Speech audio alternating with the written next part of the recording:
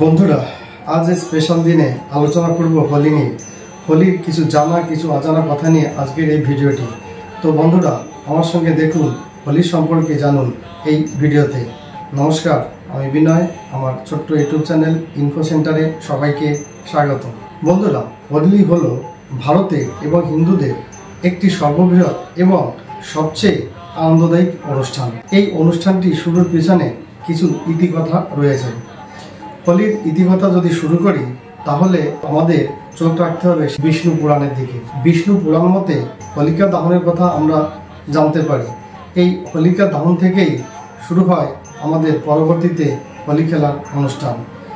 এখন আমরা জানবো এই হোলিকা কে, কি ছিল এই হোলিকা দহন। হোলিকা কে? হ্যাঁ, হোলিকা ছিল দুষ্ট রাজা হিরণ্যকশিপু তার বোন। এখন এই হিরণ্যকশিপু কে ছিল? হিরণ্যকশিপু ছিল একজন দুষ্ট রাজা। সে ছিল নাস্তিক। সে কিন্তু ঈশ্বর বিশ্বাস করতো না বা কোনো ভগবানের বিশ্বাসী সে ছিল না। কিন্তু তার সুপুত্র প্রহ্লাদ ছিল ঈশ্বরের ভক্ত, বিষ্ণুর ভক্ত। তখন এই হিরণ্যকশিপু কিন্তু তার ছেলে এই যে ঈশ্বর ভক্তি, সেটা কিন্তু সে মেনে নিতে পারতেন না। তাই তাকে মারার জন্য নানা রকম কৌশল অবলম্বন করে। কখনো তাকে পাথর বেঁধে পাহাড় থেকে সমুদ্রের জলে ফেলে দেওয়া হতো, তাও সে বেঁচে যেত। আবার কখনো না কখনো তাকে পাগলা হাতি পায়ের নিচে ফেলে মারার চেষ্টা করা হতো। তা সত্ত্বেও সে কিন্তু বেঁচে গেছে। তখন সে কি করবে, কিভাবে প্রহ্লাদের প্রাণ নিতে পারবে? তখন তার বোনের শরণাপন্ন হয়। এই দুষ্ট রাজা হিরণ্যকশিপু, তার বোন ছিল এই হোলিকা। হোলিকা বিশেষ জাদু বলে তার একটি শক্তি ছিল।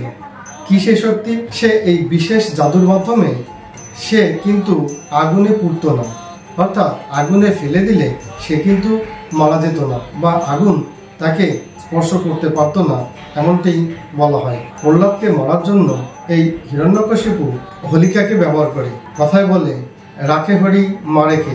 সেই যে দুষ্ট মনোবৃত্তি নিয়ে হোলিকা যখন আগুনের মধ্যে প্রহ্লাদকে নিয়ে বসে পড়ে, ভগবান বিষ্ণু কিন্তু হোলিকাকে রক্ষা করেনি। তার জাদুমন্ত্র কিন্তু আর কোনো কাজে আসেনি। তখন সেই আগুনে দগ্ধ হয়ে হোলিকা মারা যায় এবং প্রহ্লাদ বেঁচে থাকে। আমরা কিন্তু এই ঘটনা থেকে আমরা জানতে পারি বা শিক্ষা পাই যে দুষ্টুর সাথে কিন্তু ভগবান কখনোই সহায়তা করে না। হোলিকা দহনের পরে, হোলিকা মারা যাওয়ার পরে কিন্তু এক আনন্দ এবং উৎসবে মেতে ওঠে সমগ্র রাজ্য। সেই যে অনুষ্ঠান, সেই যে আনন্দ শুরু হয়, সেখান থেকেই আমরা মনে করি যে হোলি সেখান থেকে শুরু হয়।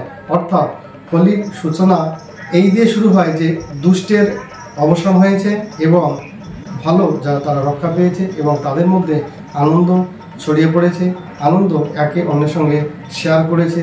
এর পরবর্তীতে আমরা যেটা সব থেকে বেশি জানি এবং আমরা সাধারণত সবাই যেটা আমরা জানি, যে বৃন্দাবনে রাধা এবং কৃষ্ণের যে প্রেমলীলা বা তাদের মধ্যে যে সখ্যতা, সেটা নিয়ে যে কাহিনী, সেটা আমরা সবাই জানি।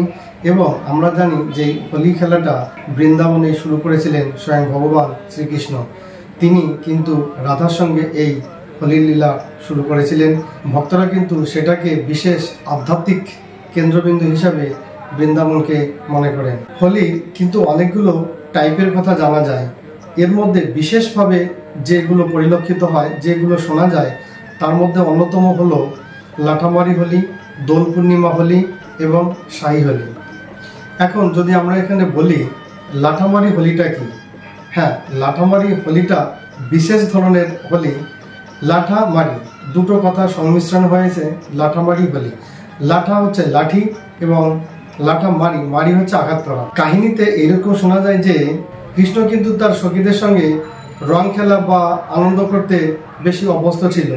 তখন নন্দগাঁও থেকে রাধা যখন তার সখীদের নিয়ে বৃন্দাবনে ফিরে আসে বা বৃন্দাবনে আসে, তখন কিন্তু তারা কৃষ্ণ এবং তার বন্ধু বান্ধবদের কিন্তু এই লাঠির মাধ্যমে আঘাত করা হতো এবং একটা আনন্দময় পরিবেশ সৃষ্টি করত।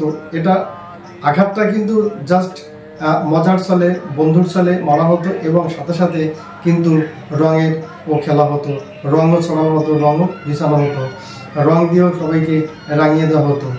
এইভাবে কিন্তু লাঠামারি হোলিটা হয়। এরপরে দোল পূর্ণিমা হোলি, সেটা আমরা সবাই জানি। এইভাবে কিন্তু হোলির প্রচলন ধীরে ধীরে ধীরে ধীরে সেই আমাদের ইতিহাস থেকে, সেই আমাদের পুরাণ থেকে যে আমরা হোলির নিদর্শনটা পেয়ে থাকি, সেটাই কিন্তু ধীরে ধীরে এখন আমাদের মধ্যে চলে এসেছে। তো বন্ধুরা, এই ছিল পৌরাণিক তত্ত্ব হোলির পিছনে। এখন বর্তমান যুগে হোলির কথা বলবো। আর আমরা বাঙালি, আমরা পশ্চিমবাংলার বাসী, আর আমরা শান্তিনিকেতনের কথা বলবো না, সেটা তো হয় না। শান্তিনিকেতনে কিন্তু রবীন্দ্রনাথ ঠাকুর এই হোলি খেলা শুরু করেছিলেন।